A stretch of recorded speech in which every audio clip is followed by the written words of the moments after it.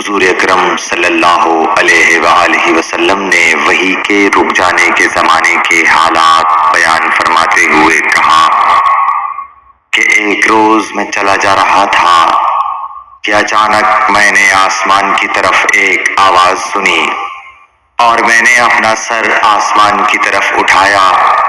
کیا دیکھتا ہوں کہ وہی فرشتہ جو میرے پاس غار حرا میں آیا تھا وہ آسمان و زمین کے بیچ میں ایک کرسی پر بیٹھا ہوا ہے۔